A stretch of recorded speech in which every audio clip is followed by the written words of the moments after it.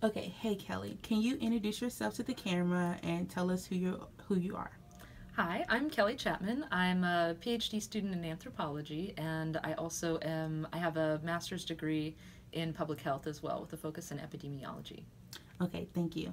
So today I'm going to ask you a couple of questions about public health in Haiti, and you can just answer them how you want. Okay. So first question is, what part do you play in public health when in Haiti?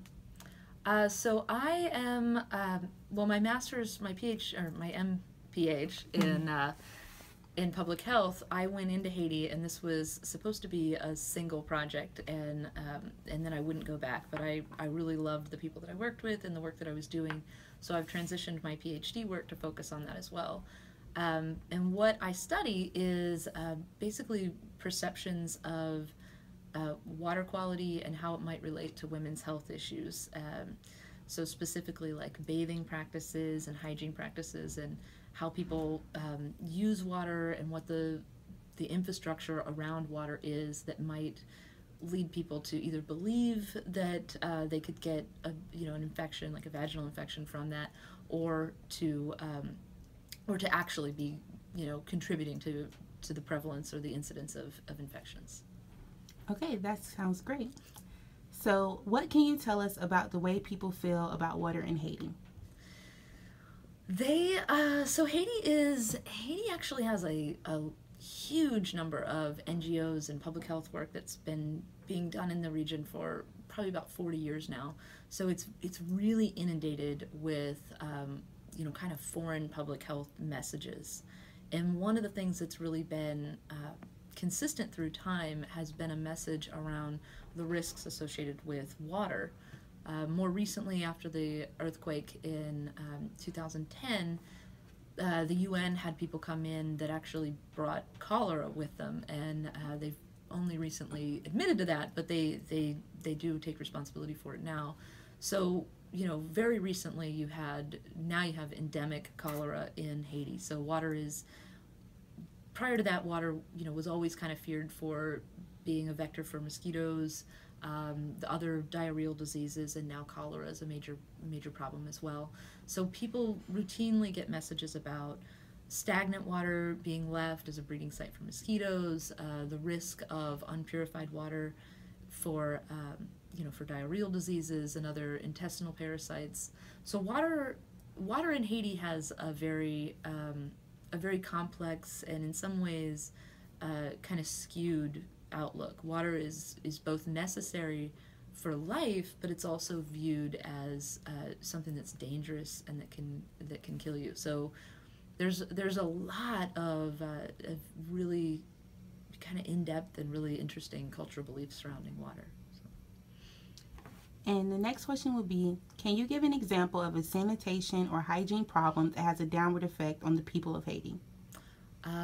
Yeah, definitely. So Haiti doesn't have, at least the areas that I work in, Haiti does not have widespread sanitation or really a lot of municipal services.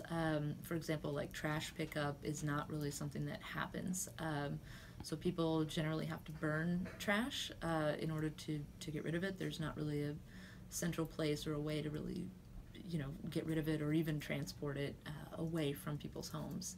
Another problem is there's not really a place to go to the bathroom, or a lot of times a place to bathe, depending on how wealthy the family is. So in the regions that I work in, Gracier and Leogon, which were actually the epicenter of the 2010 earthquake, there's not a lot. There's really no indoor plumbing that I have seen in that region, and that's not to say that it doesn't exist. I just have not seen it in my experience. So you generally have people, like a large group of the population is going to be a lower socioeconomic status, and maybe they have to go to the bathroom in a certain place in their yard, or in sometimes there's like a community bathroom where some NGO or international corporation has come in and built a latrine for people to use. And so it's kind of a concrete structure, and then you can go to the bathroom in something that contains it. But there's not a lot of improved sanitation, which means that it's systematically and very effectively separates waste from the water sources. So a lot of times you can be getting fecal matter or other human waste in the waterways as well. That's a great example. And would you have any last suggestions for what we can do to help Haiti in some of their drinking water issues or anything else?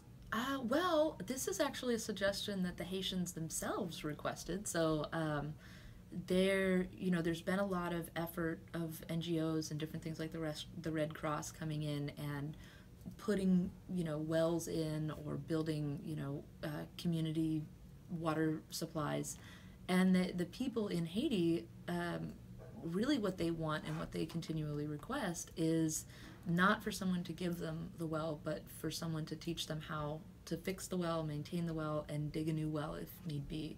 So because there is, Haiti is kind of on a fault line, there can be, there can be earthquakes that happen, like, not as big scale as the one in 2010 that occurred, but minor earthquakes can disrupt a well. Even like large rain can just flood a well and get a lot of there's a lot of iron deposits in the soil.